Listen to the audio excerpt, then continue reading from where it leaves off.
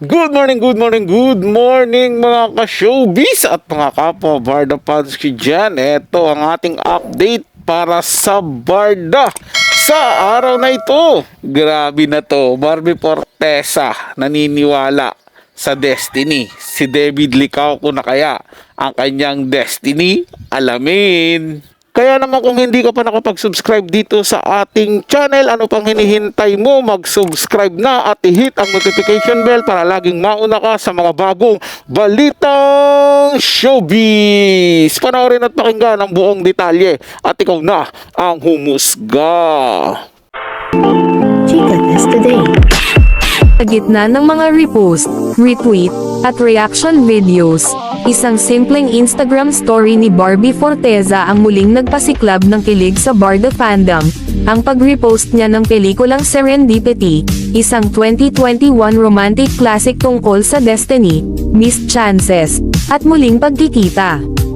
Para sa casual viewer, isa lang itong movie Rico. Pero para sa mga Barda loyalists, may mas malalim itong ibig sabihin. Ang pelikula ay umiikot sa dalawang taong pinagtagpo ng tadhana, pero pinaglayo ng pagkakataon, hanggang sa muli silang pinagsama ng universe. Sa mata ng fans, ito'y salamin ng Barda journey. Tulad ni na Jonathan at Sarah sa Serendipity, sina Barbie at David ay nagsimula bilang accidental love team sa Maria Clara at Ibarra. Pero sa bawat proyekto, mula MCI hanggang That Kind of Love, unti-unting naging destined pairing ang dating experimental tandem. Sa mga interview, ilang beses nang nabanggit ni Barbie na hindi siya nagmamadali sa pag-ibig, at si David naman ay tahimik pero consistent sa suporta. Parang sina Jonathan at Sarah, may timing, may hint, pero walang pilit. Ang mga fans ay naniniwala na bawat repost, bawat shared playlist, at bawat eye contact sa behind-the-scenes clips, ay pahiwatig ng isang serendipitous connection, hindi scripted, hindi promo, kundi tunay. Reaksyon ng fans, hindi ito coincidence, ito'y clue. Maging sa ex dating Twitter, umulan din ng reactions. Barbie reposted Serendipity. Girl, are you telling us something? Kung si Sarah naghintay, kami rin. Barda is endgame. This is not a drill. Barbie believes in destiny, alam na.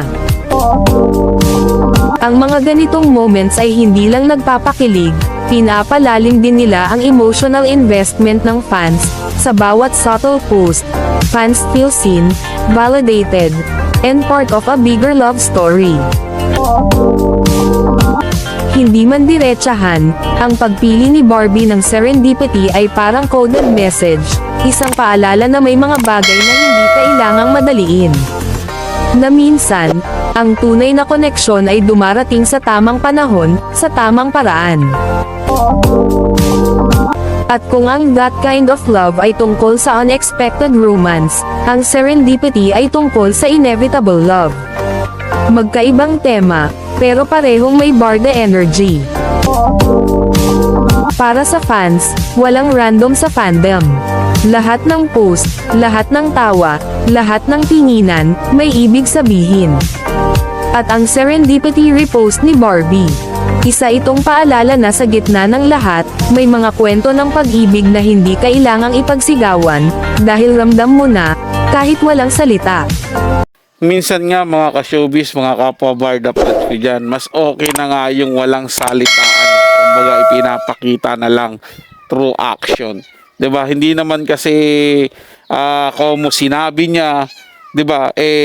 Ano na, yun na yun, totoo na yun, 'di ba? Mas mainam na nga minsan na tahimik lang pero may nilalaman yung mga kilos. At sangayon naman ako sa ginagawa ni Barbie Fortesa at David Licauco na hindi sila nagmamadali, hindi nila minamadali yung mga bagay-bagay. Bagkus go on the flow lang. Kasi ba makakarating din naman sila doon sa patutunguhan na gusto nilang marating ng kanilang relasyon. Sa ngayon, enjoy lang muna kung ano yung meron sila. Di ba? Mas mainam na po yung ganyan. Di ba mga ka-showbiz? Kasi hindi yun mabigat para sa kanila. Tsaka iwas na rin sa masyadong maraming mata na sobrang nakatingin sa kanila, na kada kibot pag nagkonting mali lang yan, meron ng kano agad yan, kasiraan. Di ba ngayon pa nga lang na hindi pa hayagan yung relasyon nila, ang dami ng naninira at masamang sinasabi sa kanila. What more kapag umami na sila. So mas okay na po yung ganyan, mga ka-showbiz. Kaya saludo ko sa dalawang to dahil marunong silang mag-antay, marunong silang magtiis, at marunong din silang tumiming sa mga bagay na alam nilang yun ang ikabubuti sa relasyon nilang dalawa. Para sa mga bagong balitang showbiz, ugaling tumutok dito sa ating channel at mag-subscribe at i-hit ang notification bell para laging mauna ka sa mga bagong balitang showbiz.